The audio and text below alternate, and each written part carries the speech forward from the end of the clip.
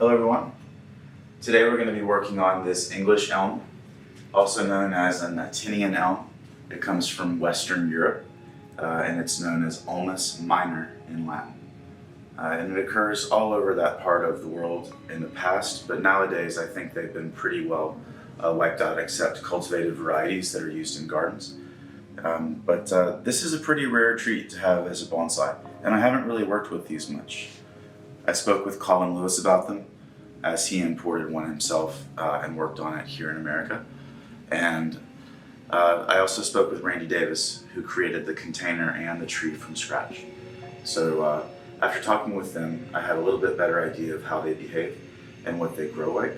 But today is mainly going to be a health update on this tree. We're going to be working on thinning the canopy where there are branches that we want to preserve, like this one. So we'll be thinning the stuff above that. There's also some dieback because there were some health issues in the past with the tree. And we're also going to be cleaning up the soil surface around the base of the tree, as there are quite a few surface roots that are hidden under all of this moss and fertilizer residue. So we'll be excavating that after we prune the canopy back. So anything that doesn't have any active buds on it, I'm going to be cutting off. And if it has active buds on it, but the branch is really thick past that point, that's likely dead. And so we'll be cutting that off as well. After I cut back all of the branches that I think are not alive or usable, then we'll do the light thinning of the smaller shoots like this, and we'll shorten these to balance them out. But for now, we're just looking for dead branches and anything that sticks out as a weird angle.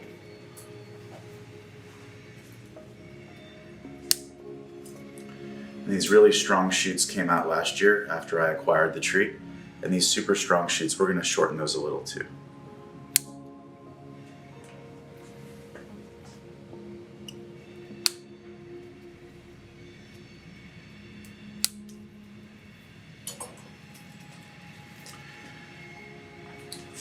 And once everything is out of the way that we don't need, we'll look at a future change to the form if necessary, although I'd like to keep the original style that Randy had for the tree. It looks like it's been growing out for about 2 or 3 years, and so we're going to be taking off a lot of that growth. That's unnecessary for the design.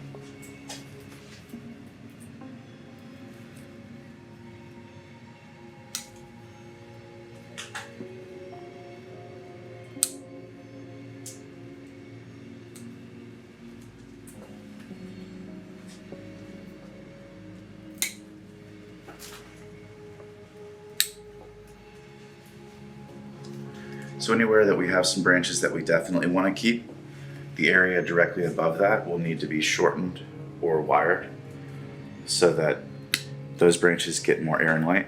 And so some of these branches are a little bit heavy for me, so I'm going to shorten them.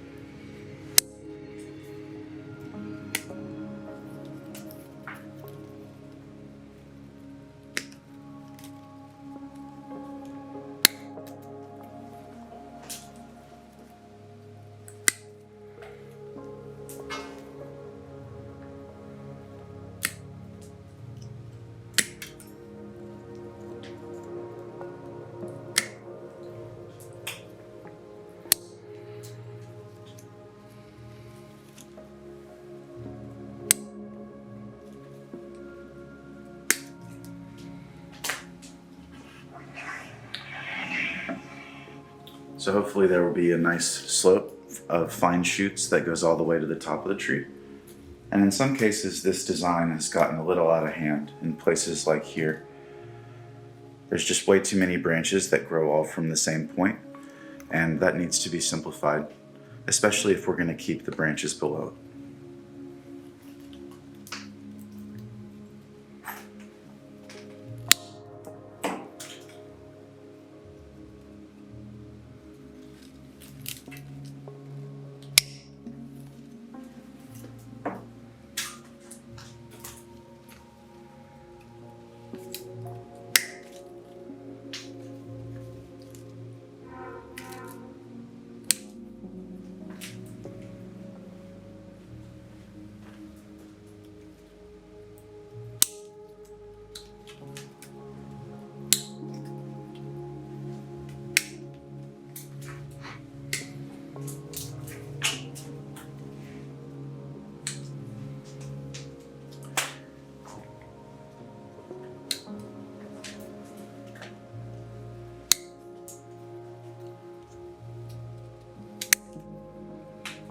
So as I shorten each shoot, I'm checking to see that the branches below it get enough air and light, and that the silhouette line that I'm cutting in will account for future growth.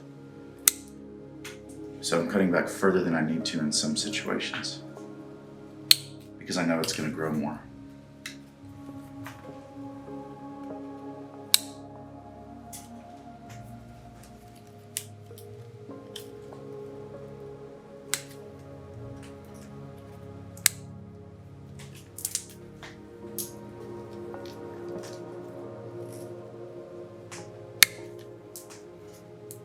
So any of these little buds that are coming out where recent dieback has occurred, I'm going to make sure I keep those.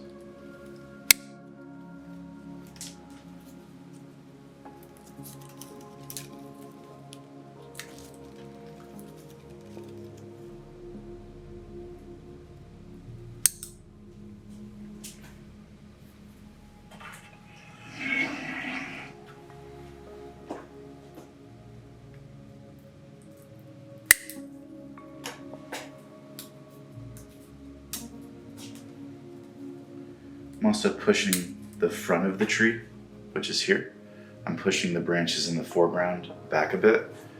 There is some dieback in here already, but it's got a bit of an overhang, especially in this area. And this branch here is pretty aggressive too. So I'm going to shorten these up over time. But for today, we'll shorten them to here.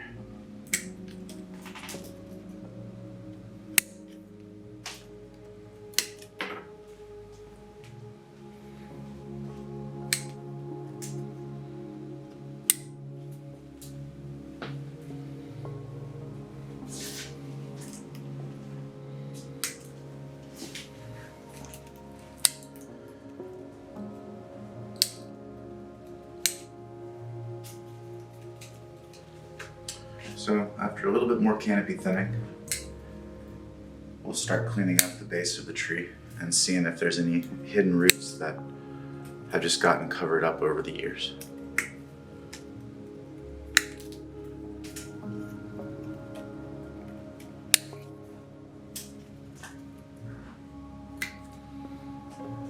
Ideally, I would be keeping 2 branches, or a set of 2. But in some cases, one of the branches has completely died back and the other one's still alive and too long. And this is a situation where I might come back even further into the tree's design and make a cut and just restart that area.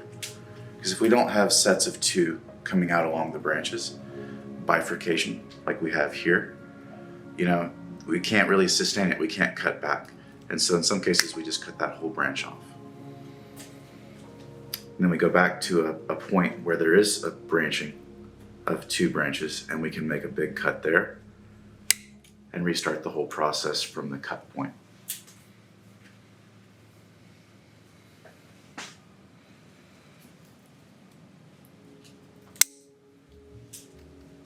So the dieback on English Elm, it kind of has this shrunken gray appearance, and it's not as round as the branches around it, which have kind of a smoother gray bark.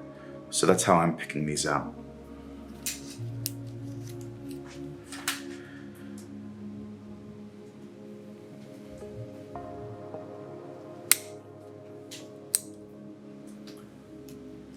So now I'm going to make a few more cuts to balance out the apex of the tree and get us to a point where we're getting enough air and light into the center mass of the tree, and then we'll clean up the soil surface.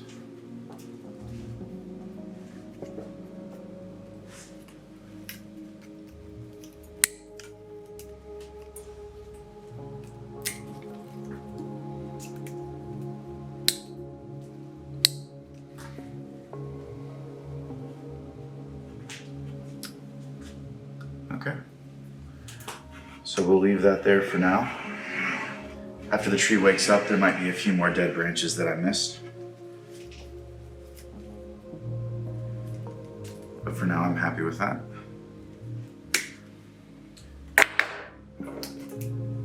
So now we're going to move on to clearing out the surface flare or the nebaria of the tree so that the tree appears more stable and not like a bowling ball or a blob. And there's quite a bit of old stuff on the surface here under all the moss, which we'll keep. And as I pull this off, you can start to see some surface roots emerge from under the weeds and moss. And so anything that's crossing over a surface root like this, growing laterally, we're going to pry it out and we're going to remove it. And we're going to keep the roots that grow directly away from the center mass of the tree's design and promote those.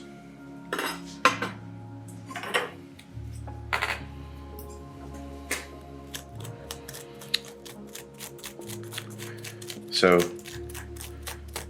this is a pretty messy job, but it's the first thing that I like to do to a tree before I repot it. If I can do it while it's still in the old bonsai mix and old container, that makes it easier to clean the surface without risking the tree drying out during the repotting.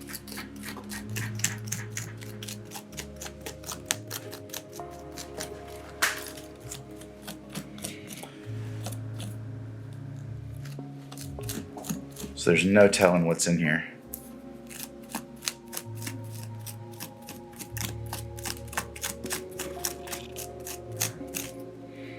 When I spot a desirable root,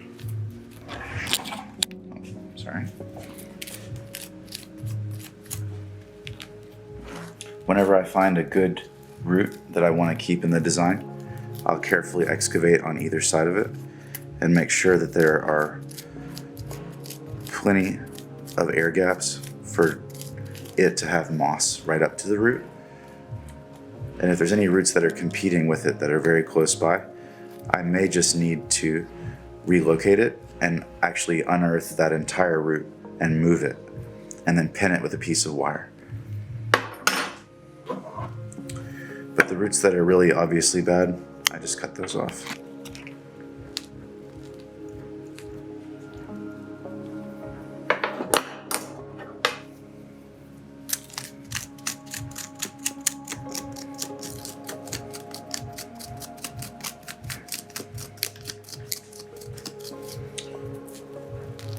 So here's a baby, here's a free baby on the tree.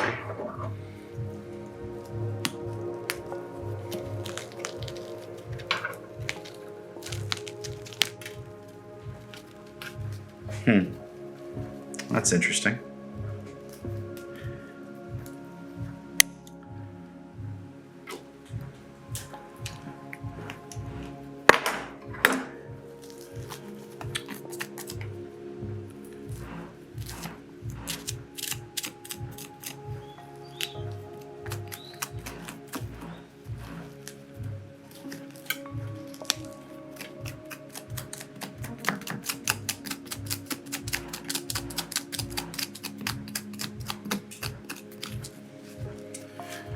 So it's got a bunch of burls of big chunks of root system, and I have a sneaking suspicion that they go down another inch.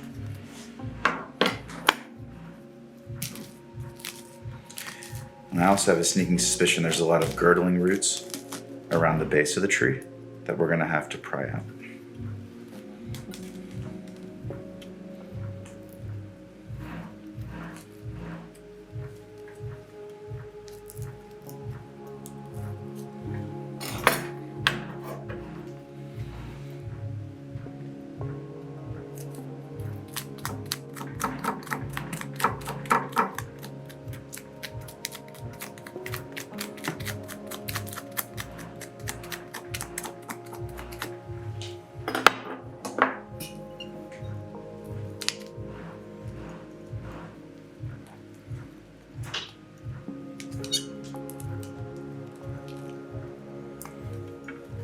If these girdling roots are not cut, they'll just cause dents in the tree's bark and trunk, and also cut off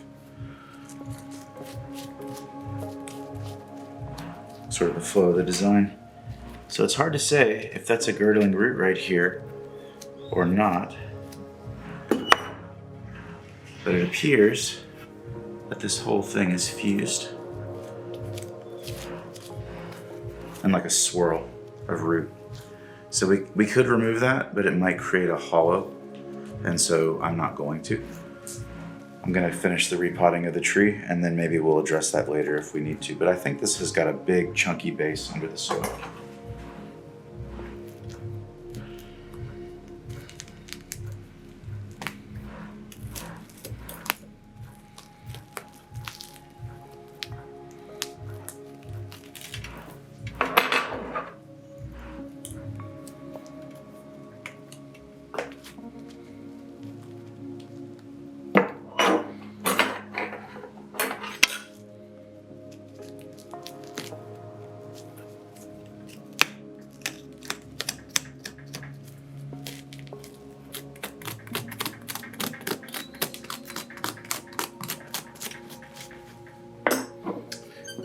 So, no surprise there.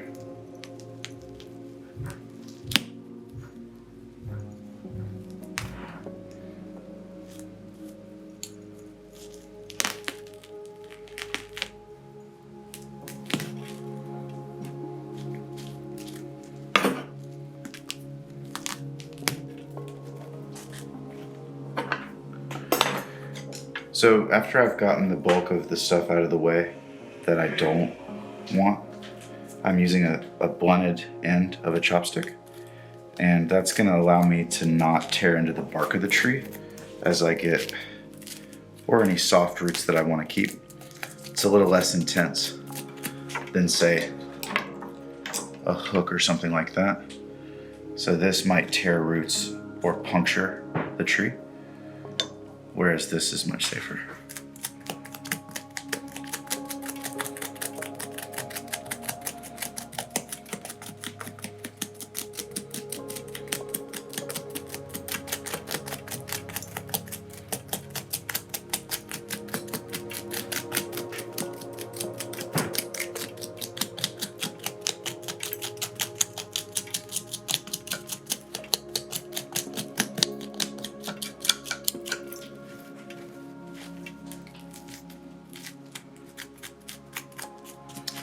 And once we get a section cleaned out, we can find more roots that need to go and keep digging. So I'm not going to stop digging until I see big surface roots, or what should be the surface roots. And if there are no big roots on this side, then that's another problem. But I already see this one here, and I'm confident there are more, like this one.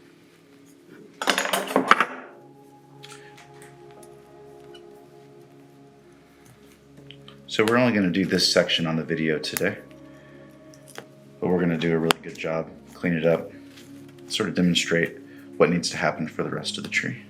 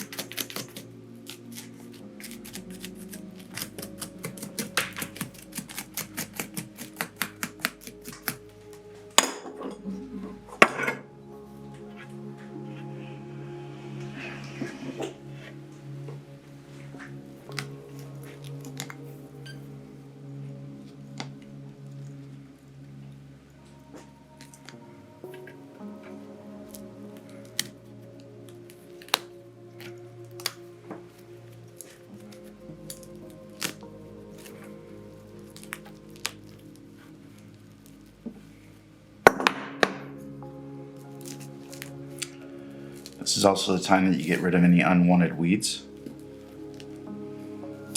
including this, which is sometimes called scotch moss. But this is a sign that your tree is overwatered and that there's not good aeration in your mix, or that the airflow is bad, or what have you. It's a swamp plant.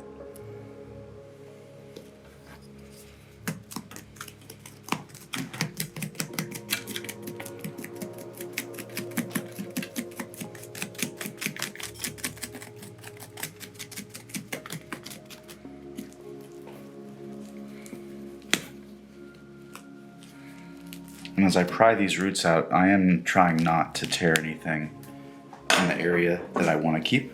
So I'll excavate a little, pull on it, see what happens, and then I'll cut it if I can. but I'm not rushing to cut roots.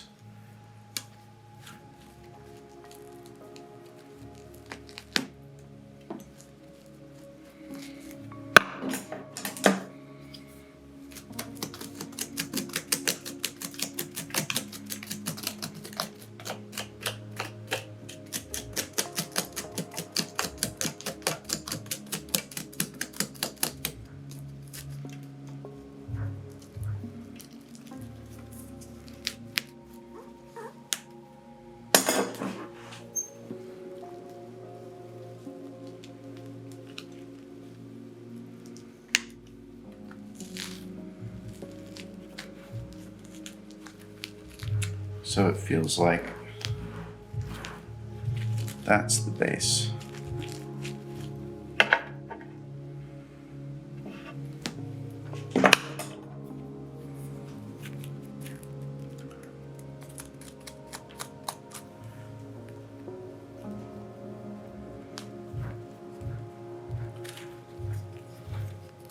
So this side has a weak root flare compared to the rest of the tree, from what I'm feeling. And so this will need to have roots grafted or maybe a seedling put in there. But the rest of the tree has surface roots about every 2 to 3 inches. And there is some overlap, but most of it looks solid. So that's a good sign.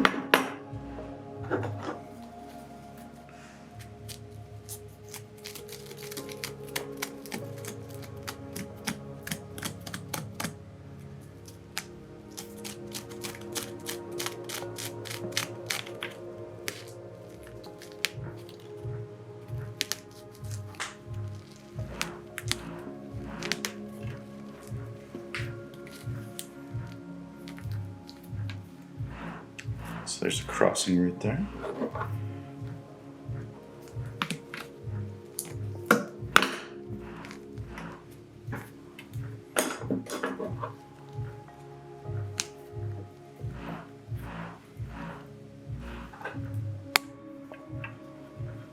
So I'm keeping the surface root that I like, and I'm very carefully removing the one under it.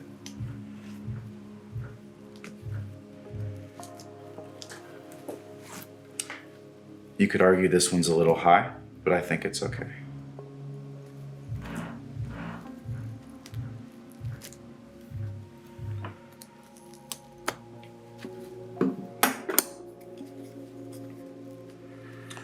The important thing here, though, is that these surface roots are kept, and they're kept vigorous, because that's what's going to increase the flare of your base of your tree over time. As you keep those surface roots healthy, the tree will have a bigger, fatter base, or at least a stronger, more stable looking base.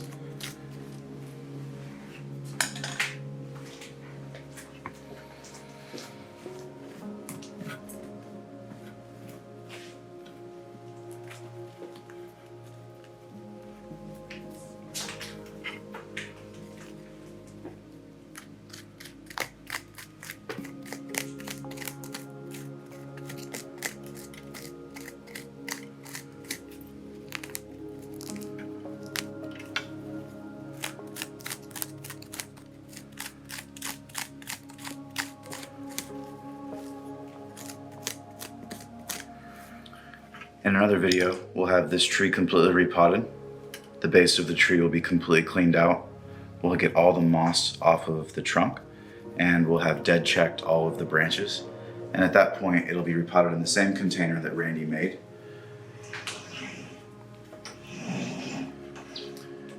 But now, with the canopy being lightened up and the apex not being so full and being compacted this way and this way, it's going to be more sustainable for branches in this area and also in the surrounding bases of the trunks, where we want to have some internal branches that are softer.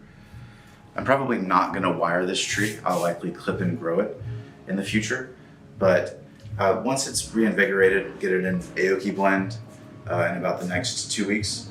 At that point, I think the tree will pop buds everywhere, and we'll reboot the design. Thanks for watching.